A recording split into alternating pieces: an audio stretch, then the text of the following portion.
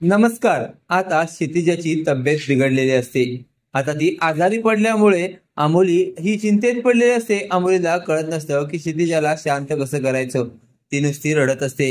आता अमोली विचार करते, काहीही करून आता आपल्याला डॉक्टरांना घरीच बोलवावं लागेल. म्हणून ती लगेच पारितोषला फोन करते आणि सांगते, पारितोष, अरे क्षितिजाची तब्येत बरी नाहीये, तिला पटकन डॉक्टर घरी पाठव. पारितोष म्हणतो, काय? थांब, मीच डॉक्टरांना घेऊन येतो. त्यावर आता अंबोली म्हणते, तू एक काम कर ना, तुझ्या आधी डॉक्टर घरी पाठव, मी डॉक्टरांना दाखवून घेते तिला. त्यानंतर पारितोष लगेच डॉक्टरांना फोन करतो. इकडे डॉक्टर म्हणतात, काय झालं पारितोष? त्यानंतर डॉक्टरांना पारितोष सांगतो की क्षितिजाची तब्येत खराब झालेली आहे, तेव्हा तुम्ही जाऊन पटकन तिला तपासा. त्यानंतर डॉक्टर लगबगीने आता पारितोषच्या घरी आलेले असतात आणि ते क्षितिजाला जाऊन चेक करत असतात.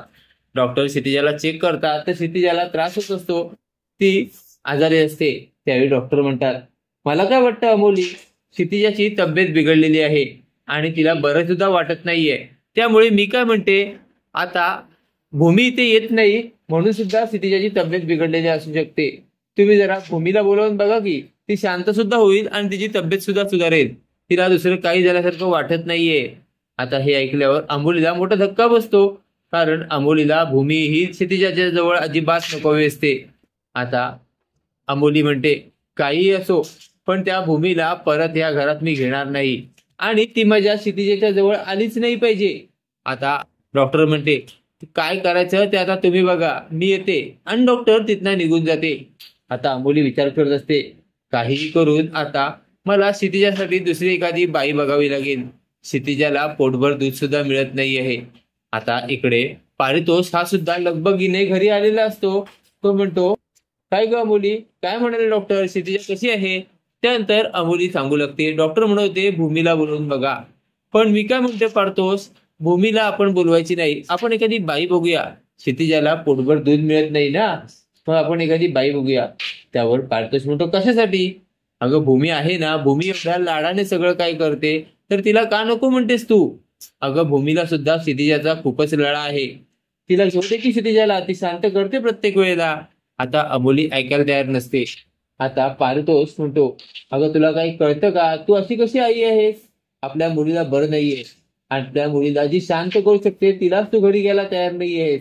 तरी सुद्धा अमोली ऐकत नसते. शेवटी पारितोषचं डोकं फिरतं.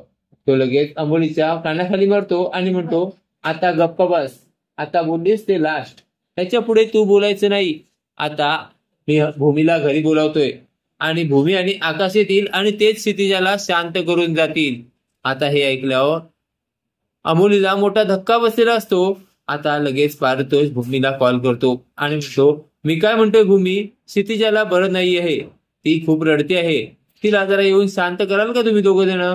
त्यावर अमोल्य पारितोषचं बोलणं ऐकून आता भूमी खुश झाली असते. खुशीत भूमी आकाशला मिठी मारते आणि म्हणते, चल आपल्याला आता क्षितिजाला भेटायला जायचं आहे. असेच मालिकेचे नवनवीन अपडेट पाहण्यासाठी व्हिडिओला लाईक आणि चॅनलला सबस्क्राईब करायला विसरू नका. थँक्यू.